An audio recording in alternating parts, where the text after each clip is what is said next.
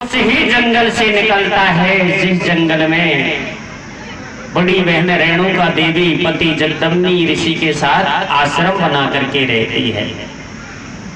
रथ घोड़ा पैदल पलटन की ठोकर से जमीन की धूल जब आकाश में चढ़ी तो रेणुका देवी ने विचार किया, भगवान बिना पवन के आंधी कहां से आ रही है, क्या बवाल है, देखना चाहिए। कुटिया से बाहर निकलकर देखा तो धूल भरी आंधी में छोटी बहन रेणुका नजर आ गई। छोटी बहन को देखते ही बड़ी बहन रेणुका मन में मगन हो गई। ओ भगवान, शादी के बाद आज पहली बार छोटी बहन के दर्शन हुए, तो बड़ी बहन का फर्ज बनता है कि घर बुलाकर मान सम्मान करना चाहिए। आज इसका पति भी इसके साथ है। वापस कुटिया में जाती है और इसी जगदम्बी के सामने हाथ जोड़कर कहती है, स्वामी आज तुम्हारा साडू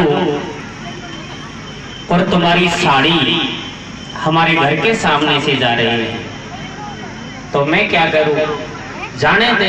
कैसे भैया? रे बोला ले तेरा साडू को, बोला ले भीतर पौड़ी में। बोला ले तेरा साडू को, बोला ले भीतर पौड़ी में। हारी साड़ी मारी लोड़ी बहन के दौड़ी में, बोला ले तेरा साडू को, बोला ले भीतर पौड़ी में। तेरी साड़ी मेरी लोड़ी बहन की दौड़ी में, बोला ले तेरा साडू को, बोला ले भीतर पौड़ी में। तेरी साड़ी मारी लोड़ी बहन की दौड़ी। आवाज बढ़ानी पड़ेगी भाई, जब भी काम चले। हेलो, रे बोला ले तेरा साडू को, बोला ले भीतर पौड़ी में। कैसे? और तेरी साड़ी मेरी लोड़ी बहन के दौड़ी में, बोला ले तेरा साडू को, बोला ले भीतर पौड़ी में। तेरी साड़ी मारी लोड़ी बहन की दौड़ी में, बोला ले साडू को, बोला ले भीतर पौड़ी में। तेरी साड़ी मारी लोड़ी बहन की दौड़ी। ये जगदम्बी की नार रेणुका देखो भारी प्यारी, और बास छोटी बहन रेणुका सहस्त्र बाहु की नारी। एक दिन की बात भूप गयो वन में, रथ घोड़ा पैदल पलटन सेना भारी संग में। बाबू देखो रेणुका बोले, पति के रही पगदार सटाटी दिल की घुंडी। सुनो बलम भरतार समझ में आई, तेरो साधु आयो आज नातिया भीतर ले वो बुलाई। अरे वो से लोड़ी बहन बलम में गोधन में पाड़ी। ई बाई को है भरतार लगे तेरी नाते साड़ी।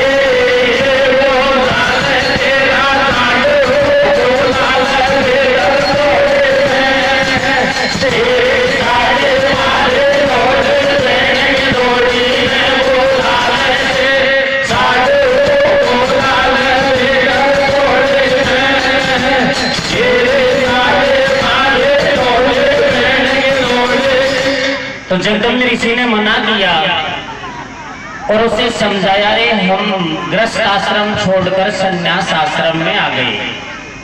अब हमारे नाते रिश्तेदारियों से हमारा कोई संबंध नहीं है, केवल भगवान का भजन करना ही हमारा कर्म है, धर्म है। मैं ना किसी रिश्ते को मानता हूं और ना किसी को बुलाने जाना चाहता हूं।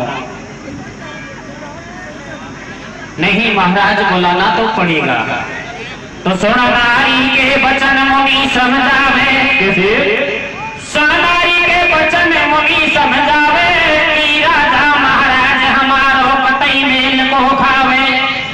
या के सेना भारी संग में, और हम हैं दीन गरीब, हमारे दानों नहीं है घर में। भैया? या भूख से बुलावे जाऊं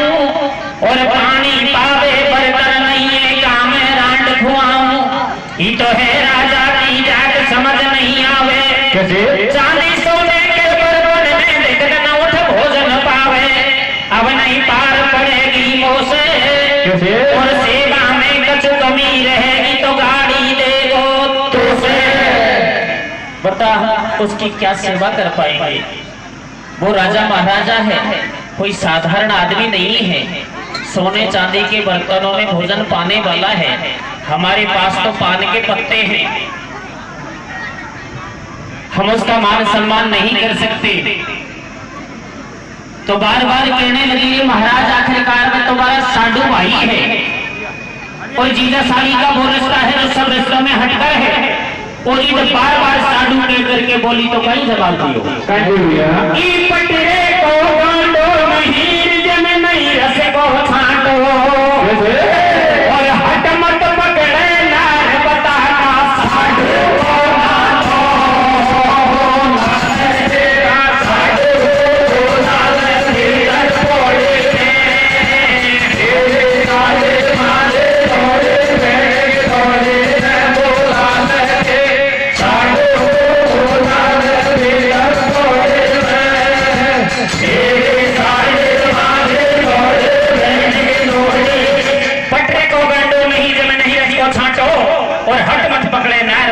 साडू को नातो।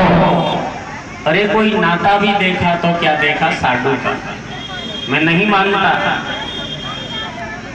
ओजिया महफिल में कोई भाई को साडू भाई बैठे हुए तो बरोबर में जो, और वैसे भी मेरा देखवा में तो साडू को नातवर किसान बुक गई का हाली कागज ही कौन बढ़िया, या बिना कागज को सौदो है। तो रेणुका देवी रुष्ट हो गई, नाराज हो गई, बड़बड़ाते हुए कुटिया के अंदर बैठ गई। खेवा लागी रे बाबा जी का बाबा जी, तो कहीं जाना रिश्ते नातों के बारे में। मेरी छोटी बहन से नहीं मिलाया तो आज के बाद ना थारी सेवा करूंगी और ना नावा काजे पानी करूंगी। लुगाई में तो यही तो भोबा करे से चला दी सा। कैसे? जगदम्ब ऋषि ने विचार किया, भगवान कहाँ का साडू भाई आया, मेरा तो घर ही बिगड़ने वाला है। त्रिया हट बाल हट रात चेटा हट, यह हटने वाला नहीं है। अब तो घरवाली को खुश करने के वास्ते और साधु भाई को बुलाना पड़ेगा, लेकिन बुलाने से पहले उसकी व्यवस्था के लिए भी कुछ करना होगा। तो इंद्र भगवान को याद किया, ओ भगवान आज मेरे घर कोई अतिथि आने वाला है और उसका स्वागत और मान सम्मान करने में मैं असमर्थ हूँ, मेरी मदद करो। तो क्या होता है? क्या हो गया? मुनि ने ध्यान इंद्र को कियो, कामधेन और कल्प वृक्ष को मवा कुटी पे लियो। बाबा जब साडू ढिंग आयो और राम राम करके नो तो बने स्वागत को घेतायो, तो पे कटक नहीं सपड़ेगो और तू का सेवा करेगो। मुनि तो पानी को पड़ पेगो, तू मत मोय निमंत्रण देवे, या चलते बाबा जी को साडू मत गंगा पे ले है। जगदम्ब ऋषि ने सहस्त्रबाहु अर्जुन के सामने प्रणाम किया और परिचय के साथ निमंत्रण पेश किया। महाराज इसी जंगल के बीच में आपकी एक बड़सास मेरी धर्म पत्नी छोटी सी झोपड़ी बना करके रहती है और आपको बुलाने के लिए बुलावा पत्र भेजा है। तो सहस्त्रबाहु अर्जुन ने कहा है, साडू बाबा मुझे तेरा निमंत्रण स्वीकार है, ला दीजिए, लेकिन अब मुझे जाने दीजिए। जरा गौर से देख मेरे साथ कितनी सेना है, तू कहाँ बैठा पाएगा, क्या खिला पाएगा, तेरे से पानी तक नहीं पड़ेगा, मुझे जाने दे। अरे हो तो मत बगदा है वो कैसे? और जैसो मेरे घर में राजा विषय धुआं तो हो तो जा तू में गिर सी तेरे घर की ले रहे बाटे, और टूटी तेरी बड़ी छोड़ी टूटे वो मारे तेरा काटो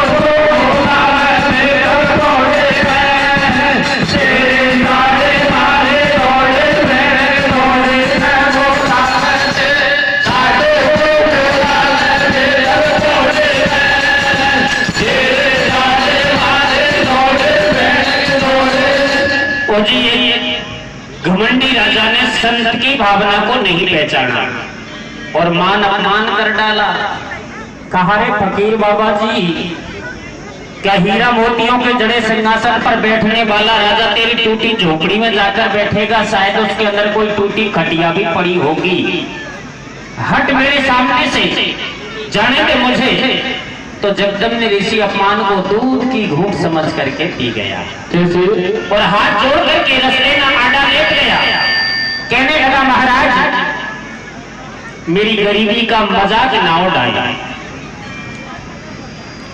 ये निमंत्रण मेरा नहीं, आपकी बड़सास का है, मेरी घरवाली का है। मैंने तो घना मना किया था, लेकिन उसकी जिद के आगे मैं हार गया और आपको बुलाने के लिए आ गया। फिर भी कोशिश करता हूं, मैं हाथ जोड़ करके रास्ते में आड़ा लेट रहा हूं। अगर जाना है तो मेरे ऊपर से तेरी सेना को निकाल करके ले जा। जिंदा रहूंगा घरवाली को समाचार बोल दूंगा और मर जाऊंगा तो भगवान को प्यारा हो जाऊंगा। कैसे? सो सहस्त्र बाहु अर्जुन खड़े के खड़े ही रह गए। और अब राजा अपनी घरवाली रानी रेणुका की तरफ इशारे में झांक कर पूछने लगा, रे अब काई कियो जावा, किसा करा? तो रानी किसा समझावे? किस भैया? ओ राजा रानी माई झाके कैसे? और बड़ी बहन को प्रेम के लौड़ी राजा ने समझावे। तो न भाई पेड़ सासू, तो न भाई पेड़ सासू डाके तो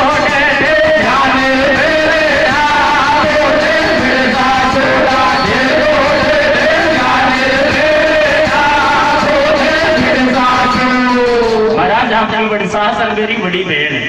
अगर अपने प्यार प्रेम से डांट रही है तो मेरा भी जी करता है कि तो घड़ी मिलकर चलना चाहिए। अब घरवाली को आदेश कौन टाले रहे? कैसे? तो जबर मिलो तो दियो संग में लायो, माँ काम धैन और कल्प वृक्ष ने ऐसो खेल रचायो। मुंडा कुर्सी लगे भाई और रबर चढ़ाऊ सिंहासन राजा कूदियो रे लगाई और कहां से लगा सभी कूदिए और भरसन का जरे में खा रहा समय दिए गैया माता ने। कैसे? माता ने मिठाई करी बालिए शादी होवे तो मोनी की घरवाली। गैया माता ने मिठाई करी बालिए शादी होवे तो मोनी की घरवाली।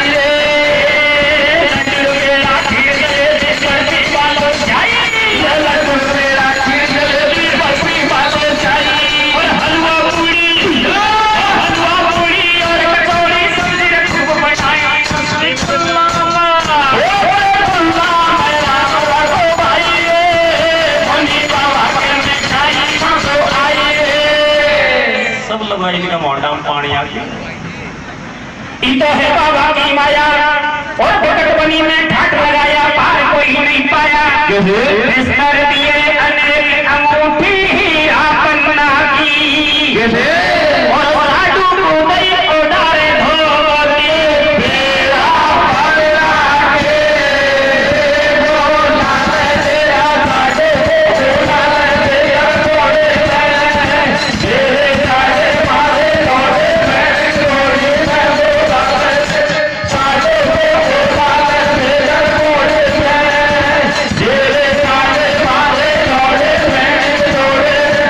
के बाबा जी की झोपड़ी पर वो मान सम्मान मिला जिसे पाकर के सहस्त्र बाहु अर्जुन अपने अपने शर्मिंदगी महसूस करने लगे और विचार करने लगे, रे जो व्यवस्था एक राज घराने से नहीं हो पाती वो टूटी झोपड़ी से हो रही है।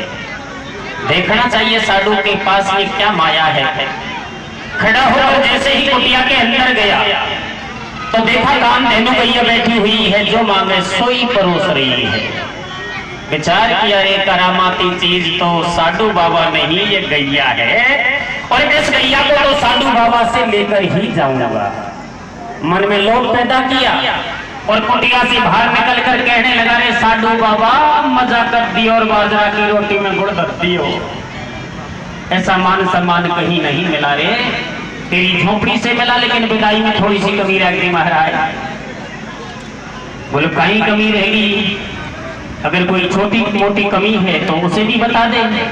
बस छोटी सी कमी है, तेरे पास 100, 200, 500 रुपए वाली गाय होगी, इस गैया को मुझे दे दे और बदले में चाहे जितना धन मांग ले। ना ना ना ना, इसे मैं नहीं दे सकता। बोले वाह, या तो राजी बाजी वरना गैर राजी गैया तो तुझे देनी ही होगी। तो राजा मेरी मान कुटी में आयो और काम बहन गैया को पापी बैठी जब देखायो या को दे दे बाबा मोकू कैसे और या मैं बदले मोहरा सर की राज दऊं को बासे साफ मना कर दई है। सेना लई संजाय बनी की घेर कुटी जब लई है तब से सेना मार के रही और कैसी मार रही है। राजा के भेज को पीठ दिखाई 9-10 बार हार गोरख में मुनि दत्तात्रेय के चरण पकड़ लिए जाए भूपने बन में तो शक्ति ले गुरु से आयो और सेना लइए सजाए के लड़के जगदम्बी से धायो शक्ति छोट मुनि पे दइए बको है तो दियो बैद मुनि की लगड़ जान जब ये गैया देख गई सुरपुर में और देख पति को हाथ नारद वो बैठी हो जो बगल मेरे समझाई समझी नहीं समझाई समझी नहीं रुपया नहीं की सोच विचार और मोह अकेली छोड़ वो मेरे प्रीतम प्राण आधार मोह अकेली और एक साधु भाई ने दूसरे साधु भाई को खत्म कर दिया गैया के लोभ में और गैया भी हाथ नहीं लगी गैया जहां से आई वहां चली गई। तो रेणुका देवी जगदम्बी ऋषि के चरणों में माथा पटक पटक कर रोने लगी रे स्वामी तूने तो मुझे घना समझाया लेकिन इस काल को मैंने जबरदस्ती नौका देकर बुलाया। रोने लगी परशुराम को पुकारने लगी बेटा परशुराम तू जहां कहीं भी है जल्दी आ तेरी माँ का संसार उजड़ गया। कैसे मोह अकेली छोड़ वो वाला रासिया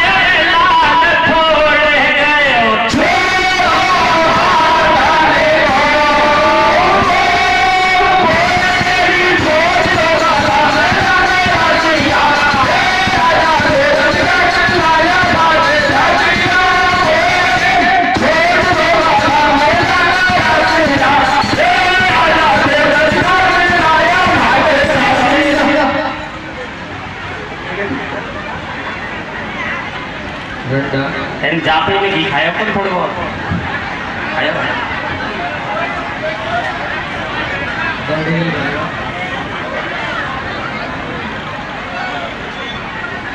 देसी कोल मिलो शायद डंडेल मिलो देसी मिलो अब भी देसी है। चलो बहुत जोर की बात है, सलाजी तो खायो दिखे से मोरे अकेली छोड़ गो बाबा मरने रसिया जैसे और आजा गो बनेगा खेला या फाटे छगया मोरे अकेली छोड़ गो बाबा मरने रसिया आजा गो बनेगा खेला या फाटे छगया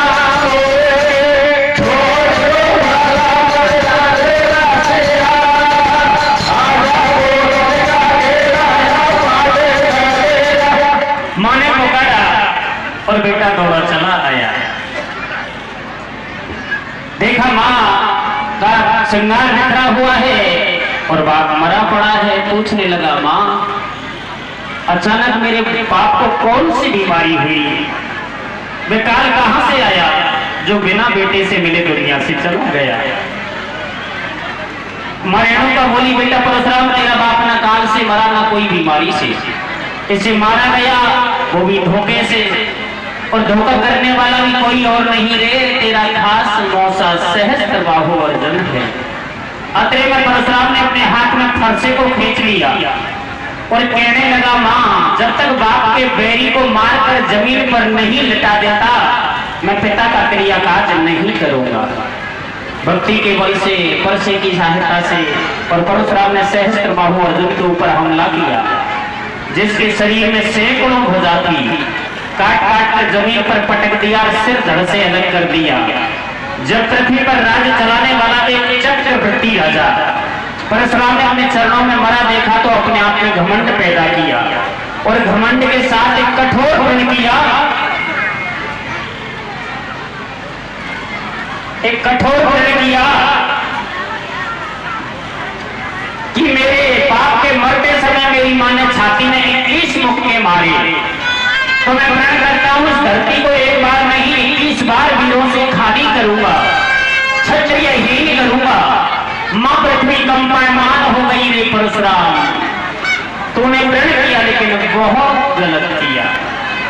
जा मैं भी प्रण लेती हूं, तेरे किए हुए प्रण को कभी पूरा नहीं होने दूंगी।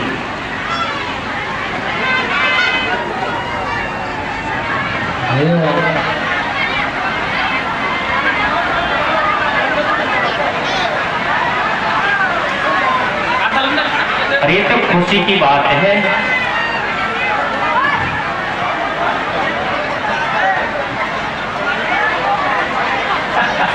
तो तेना तो कम टाइम लियो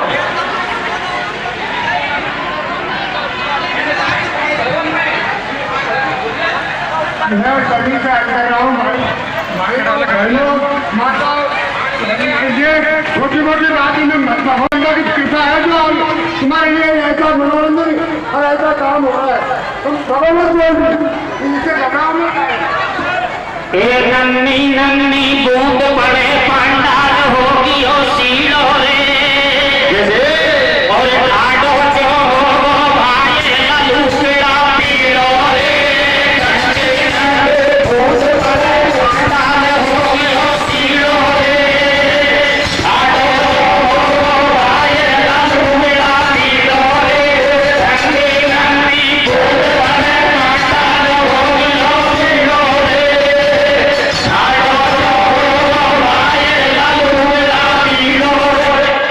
लोगड़ा लोगड़ा को दूसर छोड़िए पागली तो ठाटी होगी। अरे लोगड़ा प्यारों का लेना दीजिए तो तुम ठाट हो जाओ, हम भी तो ठाटा है। बैठ जाओ, बरसात तो उतनी लगेगी जितने खड़े हो रहे तब लगेगी, बैठोगे तब भी उतनी लगेगी, तो बैठ जाओ आप। बीजना तो वैसे भी आई माता की कृपा से सारी व्यवस्था चल रही है। जब माता के दरबार में आप आए तो वो भिगोगी तो बीजो आप, भिगो फर्क क्या पड़ रहा। बैठ जाओ आप सभी, बात उतनी है, बैठ जाइए आप सभी, बैठ जाओ। ये इधर से भी बैठ जाए, सभी बैठ जाए, बैठ के सुने एक बात, आप बैठ जाए, सारे बैठ जाए। अरे वो ये अकेली छोड़ दो बाला मरने रसिया आजा गो बनेगा खेला या फाटे छरिया मोरे अकेली छोड़ दो बाला मरने रसिया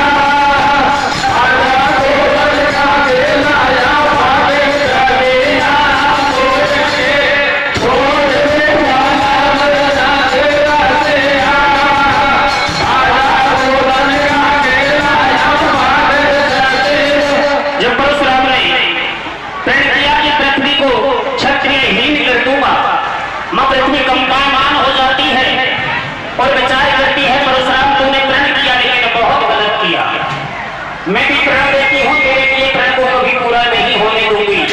तो दोनों को बीच लगा नाच गई कैसे भैया तेरी आगाज बता के लिए मैं तीरहीन धरने को करता उतरण गजब के लिए। तब से धनुष बना दिया भाई और पृथ्वी माता भती बेचारी शेष नाग ढेराई। अब तू सुन ले शेष हमारी और मेरी शोभा सूरवीर है नासु शोभा धारी। अब तुम्हें ऐसी करो भाई बाबा सुराम में कही प्रतिज्ञा पूरी हो गए। परशुराम ने 99 धनुष बनाकर तैयार कर लिए, एक धनुष बाकी रह रहा है। अगर 100वां धनुष पूरा हो गया तो कोई रोकने वाला भी नहीं है। से पहले पृथ्वी शेष को याद करती है, रे शेष मेरे ऊपर बहुत बड़ा संकट आने वाला है, क्या मेरी मदद करेगा? शेष ने कहा हाँ माँ। सरपंच साहब श्री राम जी मीणा आगे करूंगा, वो मंच पर आए। सरपंच जावली का बोलो मेरे लिए क्या आदेश है? तो पृथ्वी कहती है अगर मदद करनी है तो बहस करने के लिए समय कहाँ है? जल्दी से छोटा सा बालक बनकर मेरी गोद में आ जा। मैं एक साधारण बूढ़ी बुढ़िया के भेष में तुझे लेकर परशुराम के पास जाऊंगी, बस जैसा कहो वैसा करना। तो मैया बेटा दोनों जाओगे और विकट बनी के बीच में जब ठाडे बिन गोपावा बोलो परशुराम अवतारी। रात अंधेरी हो वारी तू कौन की है घर अरे कोट पीड़े लोग के लाने बैठी है यारो। अरे कोट पीड़े लोग के लाने बैठी है। आंसू आए खाओ जाए तू कौन की तो है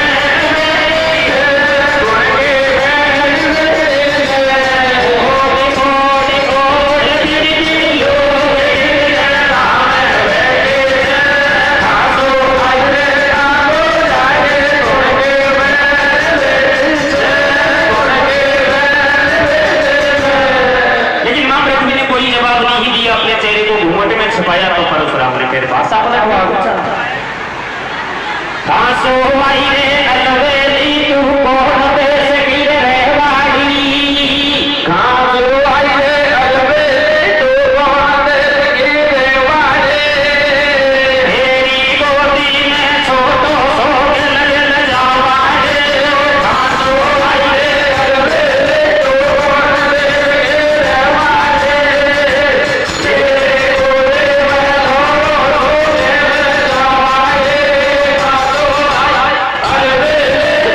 देश की रहवाड़ी।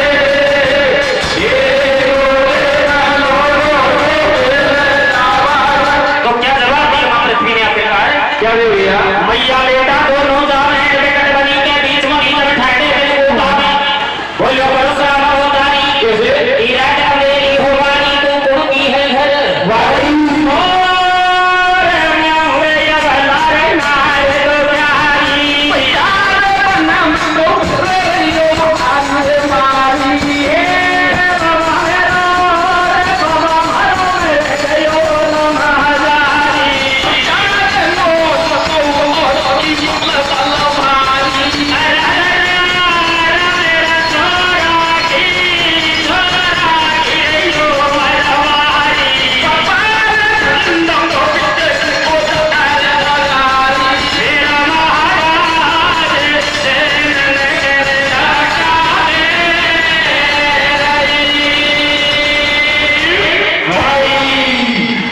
महाराज मैं तो एकदम प्यारी औरत हूँ, पति दुनिया से चले गए, विधवा हो गई और राम जी ने बुढ़ापा में छोरो की दियो तो दुबला पतला कोई काम का नहीं है। बस किसी ने पूछा तो यही पूछा कहाँ जाएंगे कहाँ से आई है, लेकिन किसी ने ये नहीं पूछा खाना कब का खाया है। परशुराम को दया आ गई कि वास्तव में कोई तो प्यारी औरत है। तो बाबू परशुराम समझावे कुटिया में है मेरी भेड़ा बुरी बकट कट जावे। लाला मेरो प्राण प्यारो किसे डटू कुटिया में बाबा छोरा कूद मगारो। कोई अपराध करेगो तेरो और तू देगो या तू दंड बनेगा तब पावेगो। महाराज इस तरह डांटने वाले मुझे घने मिले, लेकिन मैं जानती हूँ ये संत लोग कितने क्रोधी होते हैं। और मारे या बुढ़ापा को छोड़ो, सतमा सो छोड़ो, बड़ो उदमगारो छोड़ो है। तेरा कोई भी अपराध कर देगा तो दंड देने से नहीं रोकेगा। जब माँ के सामने बेटे को दंड मिलेगा तो बता मेरी आत्मा पर क्या बीतेगी। मैं तेरे पास नहीं डटूंगी। ओ बुढ़िया, तूने मेरे सामने भूख का जिक्र किया है, अगर तू नहीं डटेगी तो मेरा अतिथि धर्म बिगड़ जाएगा। मैं भी तुझे भूखे नहीं जाने दूंगा। मेरे सबर आए जब मन में करो माफ अपराध को बाबा पानी ले लो कर में 100 अपराध माफ मैंने किए और कहने रो विश्वास मुनि ने वचन नार को दिए। मैं कह अगरिया नहीं हाथ बक पहुंचे पे दियो और करो माफ अपराध मुनि पे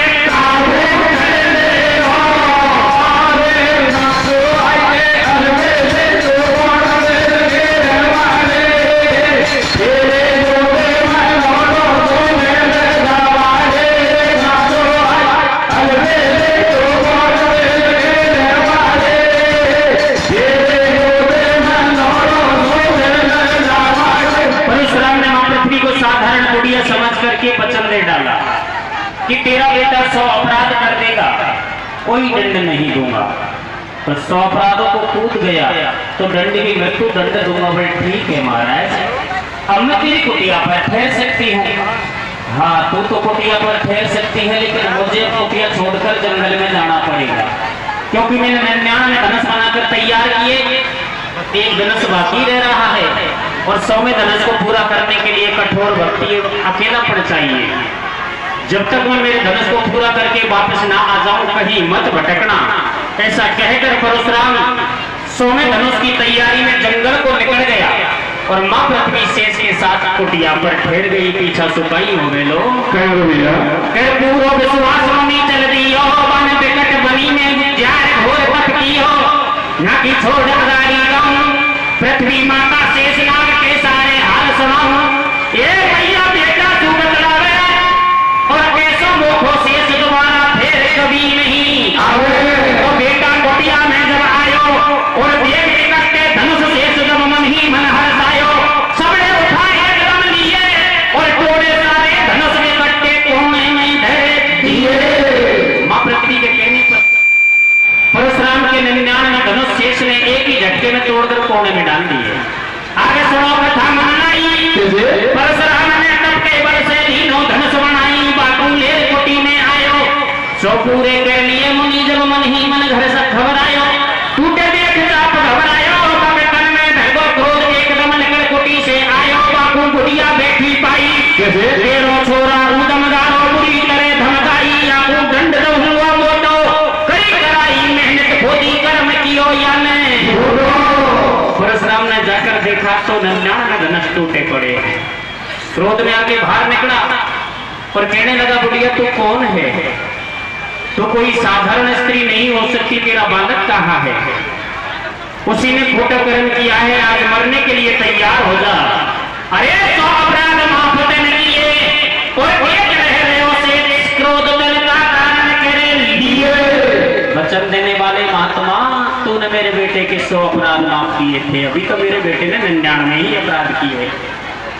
एक अपराध तो और बाकी रह रहा है और उससे पहले ही मेरे बेटे को मृत्यु दंड देने का भय दिखा रहा है। कैसा वचन देने वाला पुजारी है तू? दिया हुआ वचन याद दिलाया तो दोनों भगा कोटी से दिए और लियो धनुष उठाए के रास्ता के आसन के लिए सिर के चरण शीश लगायो। एकलो रहो धनुष जार सिर जी को हाल बतायो। एकलो रहो धनुष और सब टूटे जोड़ा के अरे करी गजब की बात कर मैं लोए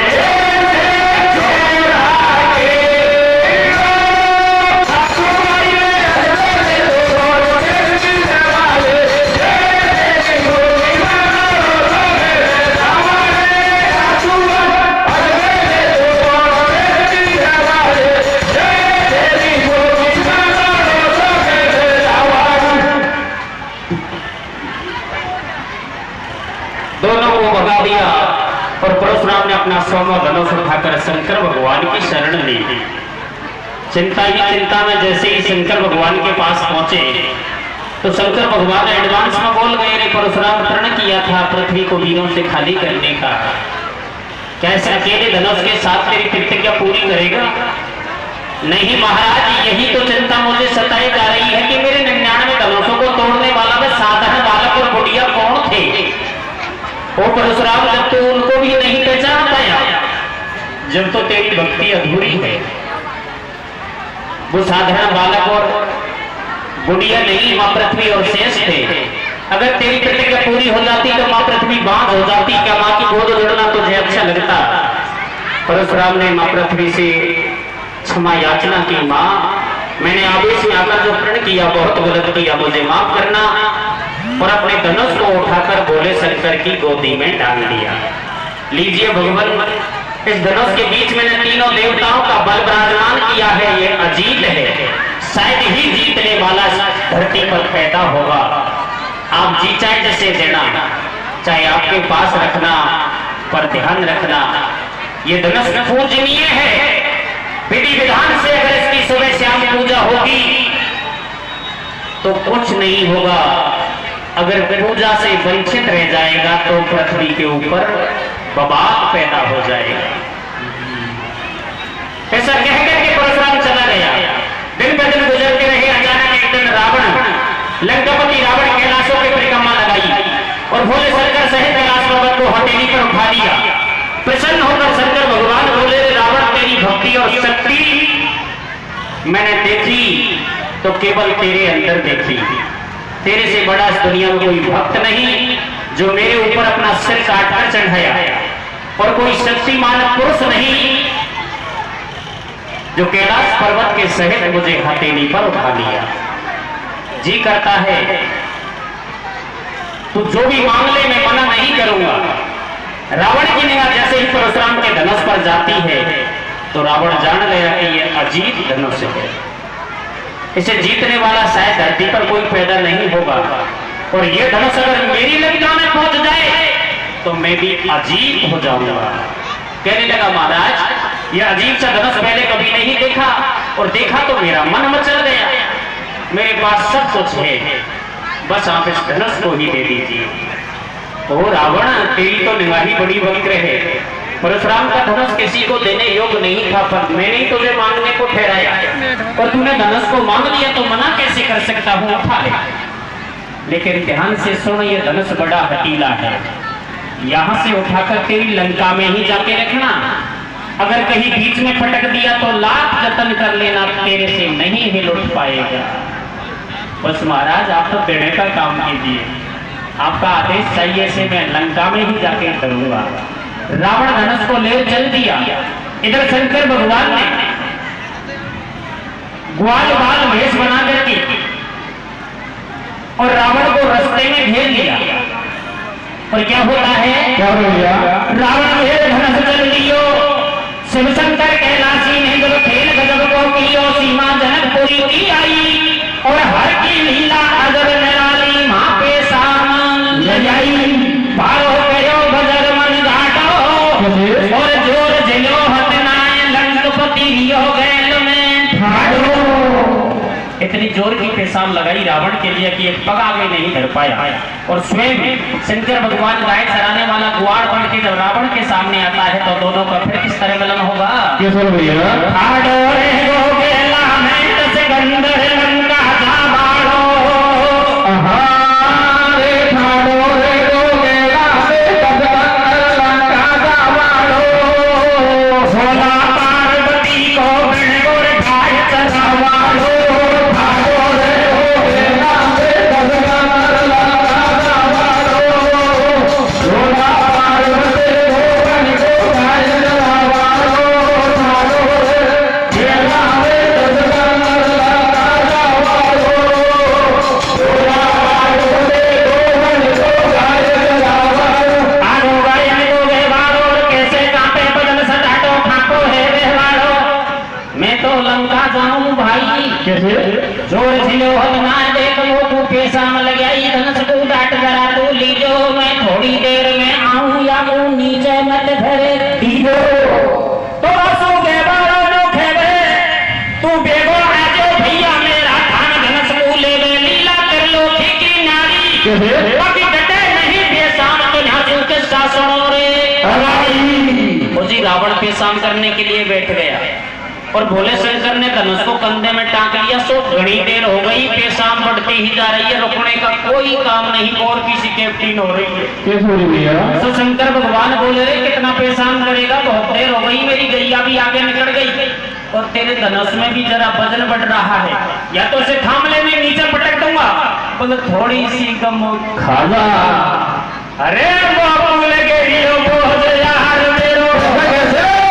बाबू लगे रियो बोझ यार मेरो, तो करे रहे जावे। अरे कर तेरे मंदिर मुर्गी, दस कंदर जो बेकावे, दस कंदर क्यों बेकावे भैया, दस कंदर क्यों बेकावे?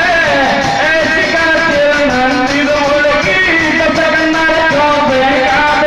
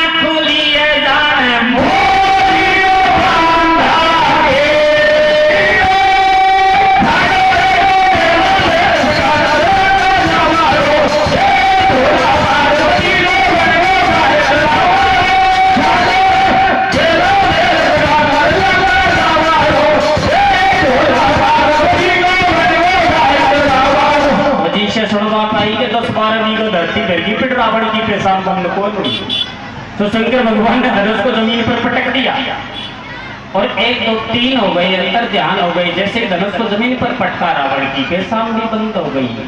विचार किया, जाने दीजिए कितना सा धनुष है, कैलाश पर्वत के सहित उठाया तो क्या अब छोड़ने वाला हूँ।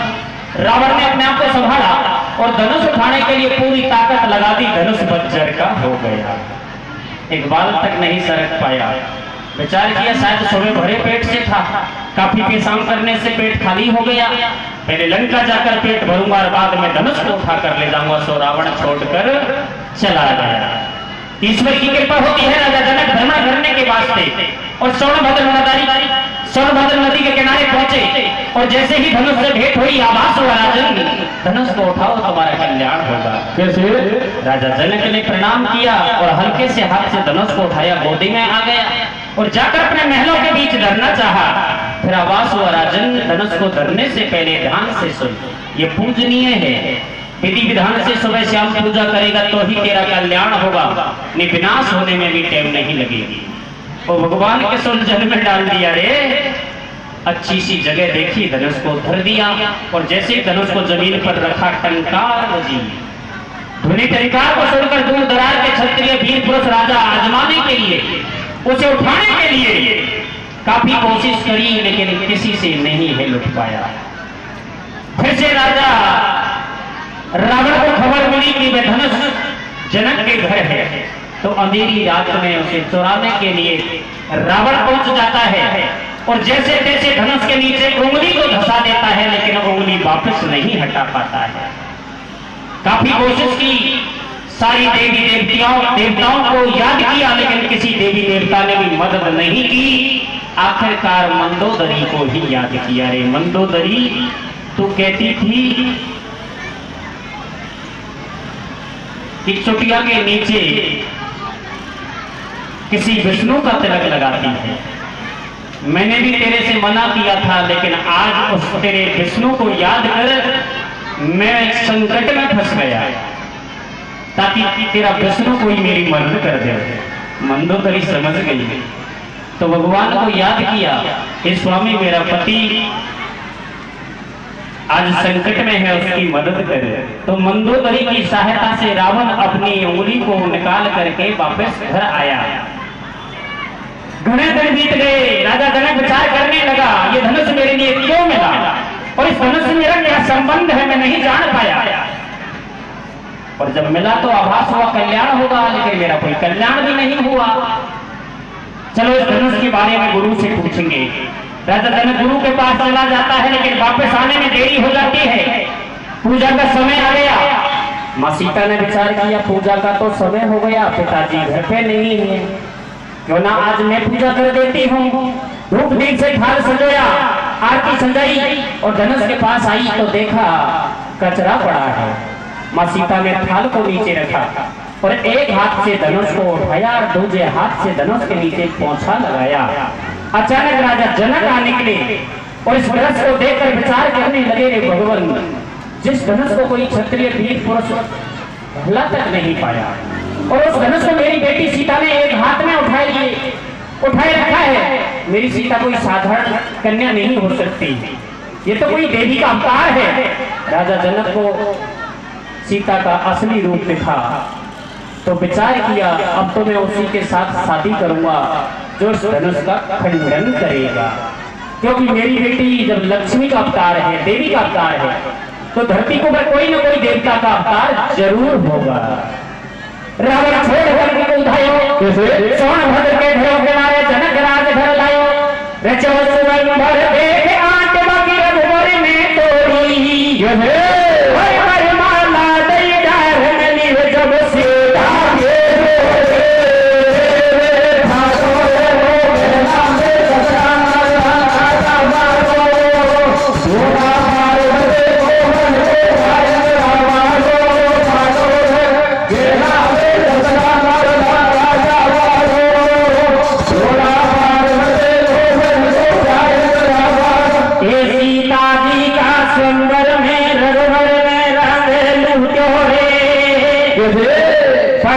परशुराम को धनु को